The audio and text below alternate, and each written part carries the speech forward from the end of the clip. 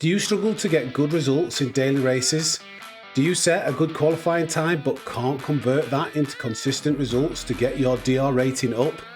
Well, stay tuned, I've got just the video for you. Hello everybody and welcome back to the Sammy Snake Racing YouTube channel.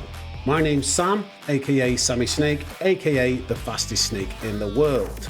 Now you may have seen my previous video where I covered the 5 tips on how to get faster at Gran Turismo 7, and using those 5 tips in Daily Race C we've managed to set a decent qualifying time of a 1:55.1, which is in the top 20 in the world at the moment. So if you want help in improving your lap times, be sure to check out that video. But for this video we're going to teach you everything to do with racecraft, because just because you have a good lap time and can get around a track, a circuit quickly, it doesn't necessarily convert into good results in daily races. So in Daily Race C this week, which is in GR4 cars with racing hard tyres, ×1 tyre wear and ×1 fuel consumption with no pit stop, we're going to test our racecraft. We're going to drop to the back of the grid and see if we can work our way through that grid and get a good result just with pure racecraft. So this video is going to be great for those of you who are struggling to improve your driver rating, feel as if your driver rating should be higher than what it is, but you are struggling because you're involved in incidents on the track, perhaps you're struggling to make overtakes, and overall you just can't get consistent results. So let's jump to the track and show you everything we know to help you get better results in these daily races.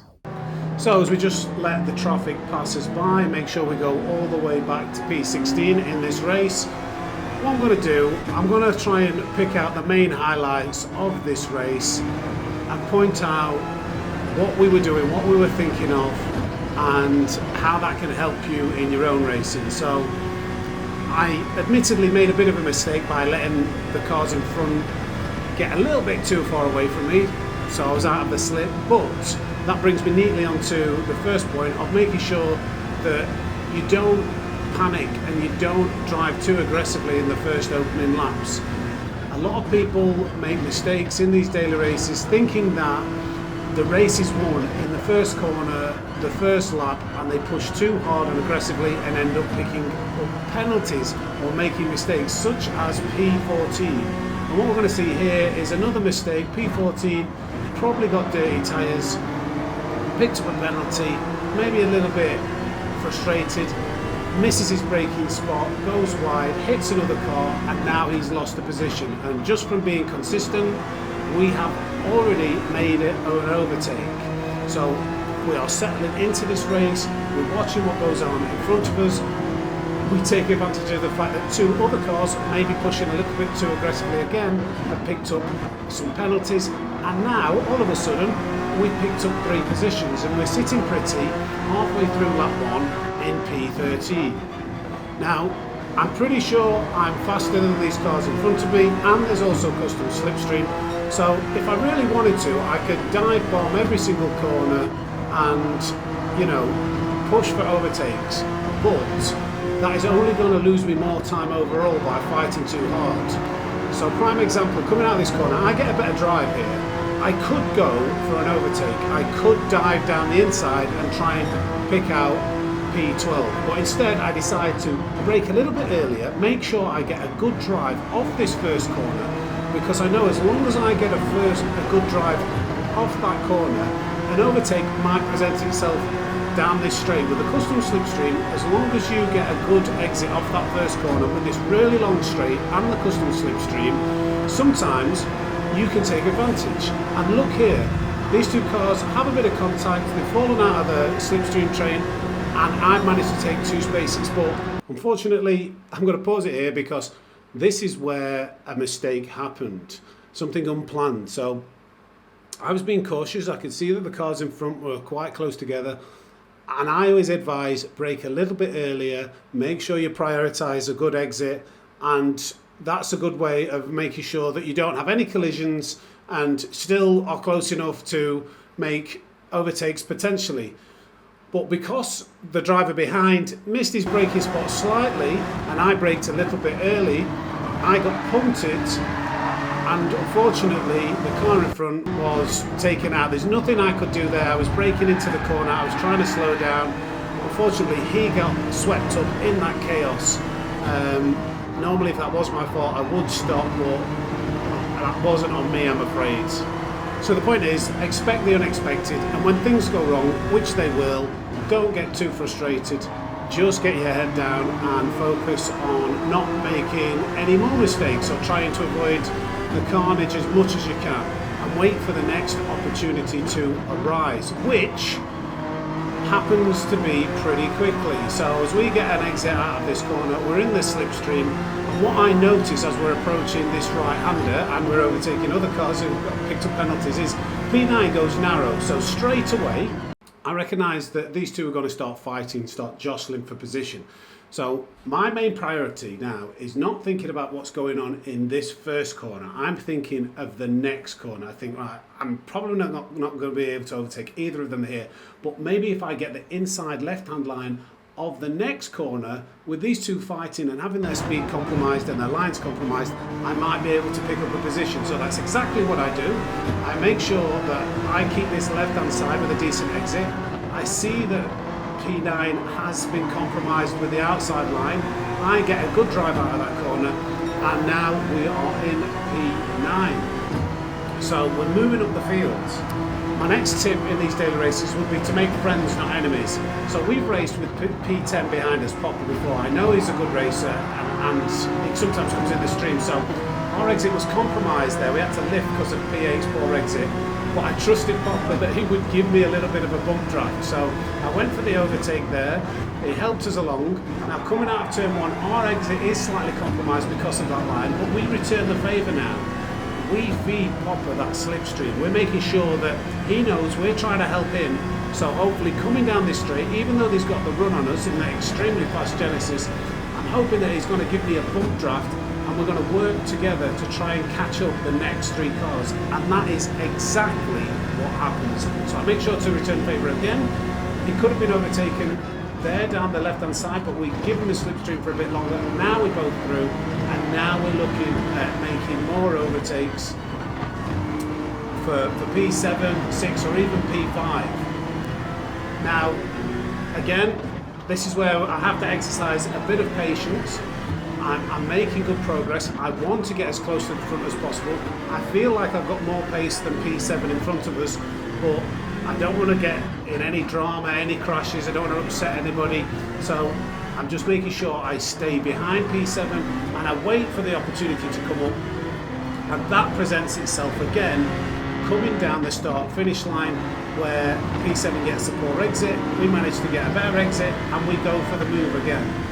When I was going for this move, I could see that the car in front wasn't too far ahead, so as long as I got this inside line, hit my braking marker, used the camber off turn 1 and got a decent exit, I'd be able to stay in the slipstream. But what I noticed is Popper also goes for the move. So utilising the teamwork again, I make sure to feed him the slip, and hopefully coming down this straight, Popper is going to give us another boost to help us work even further up the field. It's been 3.5 laps, not even that, and we're in P7, so this is going really well. Now coming into this bus stop chicane, there is some chaos that kicks off. As we're coming through here, we can see the cars who were in P4 and 5 come together, go over track limits. P4 has cut the corner, has got dirty tyres, ends up understeering wide. I think there's a little bit of contact with P5, and then they just all come together. If you watch it from P6's position there, you can see he does a really good job of negotiating that first incident, and is looking very likely to pick up P4 because they've got dirty tyres, they're understeering wide.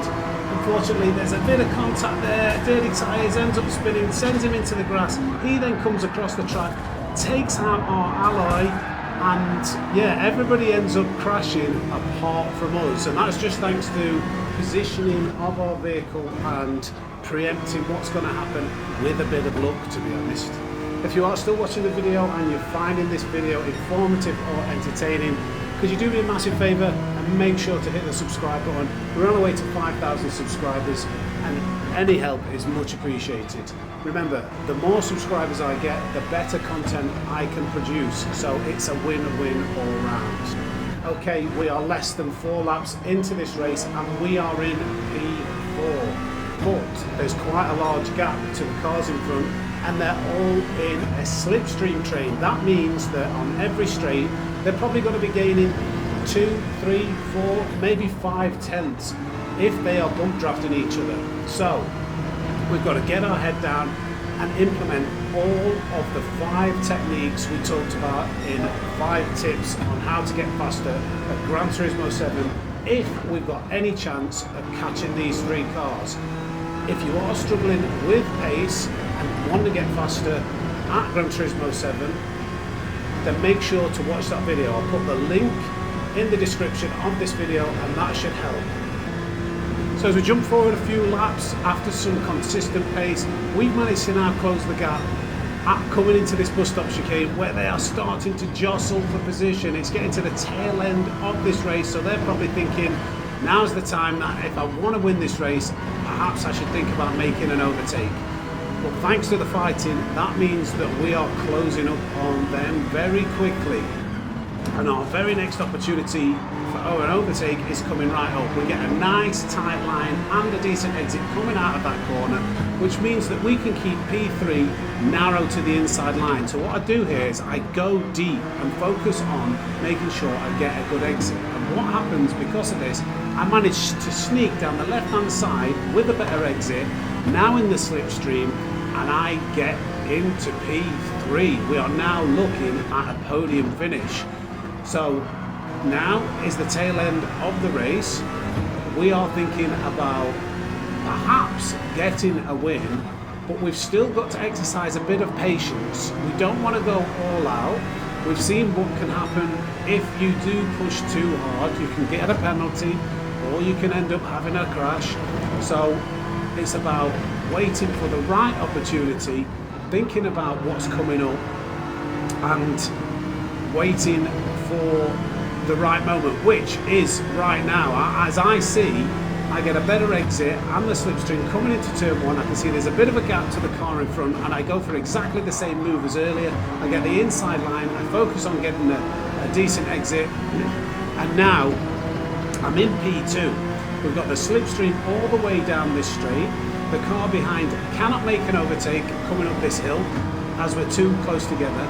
It gives me a bump draft, so I think, do you know what, we've got some speed and some momentum, let's go for it. But unfortunately, he elects to choose the car on the inside and give them a boost. So what we do, we don't go for it anymore, we fall back into line, we make sure we stay close to them, but we're far enough in front of the car in P2, and we're trying to set up a better exit. Unfortunately, we get a little bit of a tap from the car behind, which compromises our exit there, but we're still firmly in position.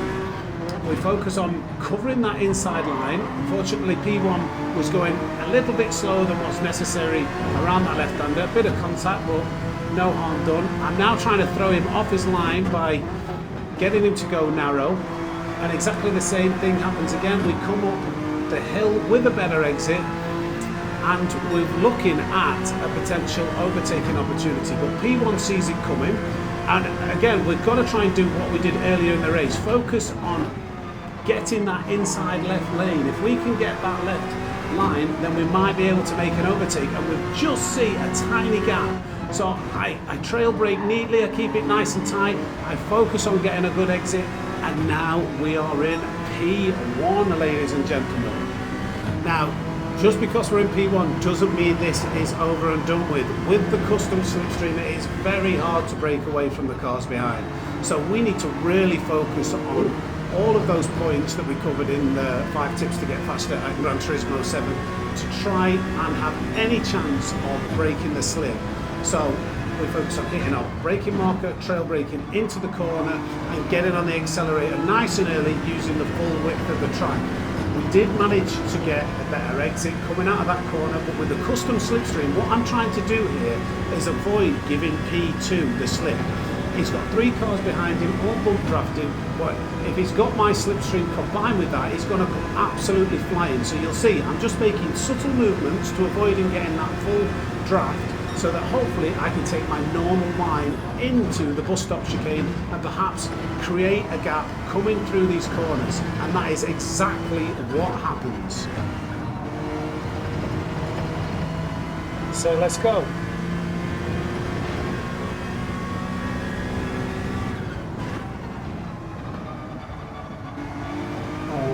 Very good.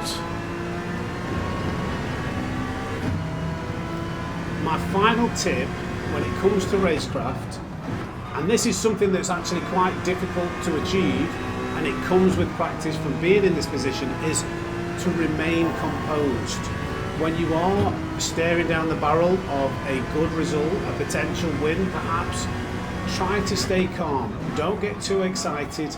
Don't start to try and do anything different. Just remain composed. Remember the fundamentals, hit your braking markers, and just try and be as consistent as you can. And what you'll see, actually, from me getting into first position, I actually start to relax.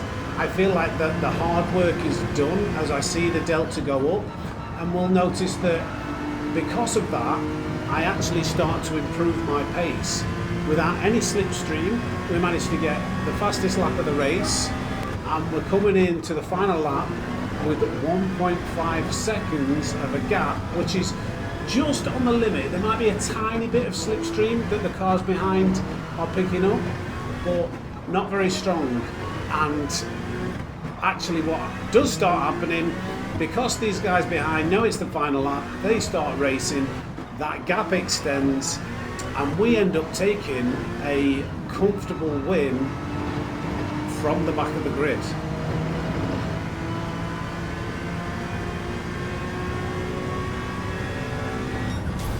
And there we have it, P16 to P1 in 10 laps. No undercuts or overcuts in the pit stop, just pure racecraft and a little bit of luck if we're being honest.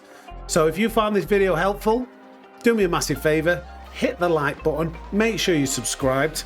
We do weekly videos that help you to get better at the game or just to cover a fun topic, as well as live streams every Monday doing the top split daily races and community races every Sunday, where the Snake Pit all come together and have a laugh, do some racing, some serious, some fun, but all abilities are welcome. But for today's video, it's over and out from the Racing Snake, and I'll catch you in the next one. Take care.